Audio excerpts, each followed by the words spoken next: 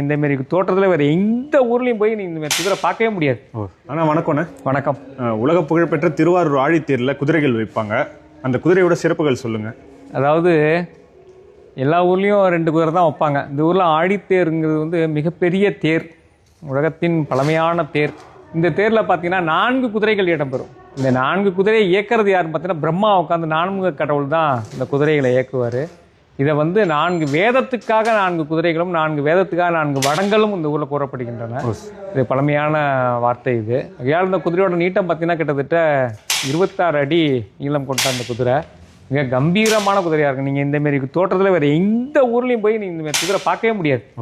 அருமையாக பார்த்தீங்கன்னாக்கா வில்லு, அம்பு, கேடயம், கத்தி, அந்த போருக்கு என்னென்ன தேவையோ அவ்வளோது பொருட்களோட அந்த குதிரை போகிறதா ஒரு ஐதீகம்.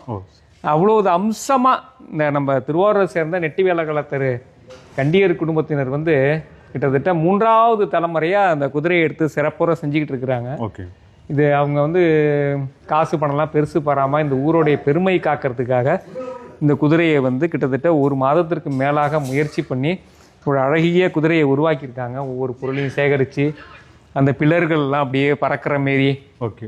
அவ்வளோ ஒரு சிறப்புற அந்த குதிரையை உருவாக்கியிருக்காங்க. முடிங்களாண்ணா அந்த? ஆமாம், குதிரை உங்களுக்கு வந்து வேகமாக போகும்போது அந்த பில்லர் வந்து அப்படி பறக்கும். பார்த்தீங்கன்னாக்கா நீங்கள் காட்டு குதிரைகளை பார்க்கலாம். அதை அந்த மாரி வந்து ஒரு அமைப்பில் இந்த குதிரைகளை உருவாக்குறாங்க.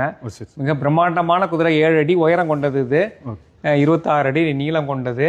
எவ்வளோ எடை கொண்டது? கிட்டத்தட்ட ஒவ்வொரு குதிரையும் 1 டன்லேருந்து 1.5 டன் வரலையும் எடை வரும். அது இந்த பிரம்மாண்டமான குதிரை பார்த்தீங்கன்னா அந்த டேர்னிங் திரும்பும்போது இந்த குதிரை தான் அந்த தேர் அப்படியே திருப்புற மாரி இருக்கும். அதேமாரி இந்த தேர் அசைஞ்சாடி வரும்போது பார்த்தீங்கன்னா அந்த குதிரை அவ்வளோ அழகாக அசையும். அப்படி இங்கேருந்து அங்கே போவோம், அங்கேருந்து இங்கே வரும். தியாகேச பெருமான் நடனமே அஜபா நடனம், அசைந்தாடி வர கடவுள்.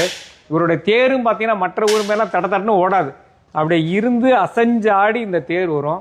ஒரு அழகிய தேரை வந்து ஒரு 29/3/2026 ஞாயிற்றுக்கிழமை காலை 9:05 மணிக்கு வடம் பிரிக்கிறாங்க. அனைவரும் வந்திருந்து ஆரூர் தியாகேச பெருமானின் வடத்திரை பிரித்து கரமோக்கி தூக்கி அரூரா தியாகேஷா என்று குரல் எழுப்பி தேரிழுக்க வருக வருக என அன்போடு வரவேற்கின்றோம். மொத்தம் எத்தனை கலர் குதிரைன்னு? குதிரை வந்து 2 பச்சை 2 வெள்ளை. ஓகே. இந்த வால் ஏதோ கத்தாழ நார்? அது கத்தாழ நாரில் தான் அந்த பில்லரு, வால் எல்லாமே கத்தாழ நாரில் செய்வாங்க. அது ஒரிஜினலாக அந்த குதிரை வால் மாரியே வெள்ளை கலர்லாம் இருக்கும். அப்படியே பார்த்தீங்கன்னா. சரி, ரொம்ப நன்றி. வணக்கம்.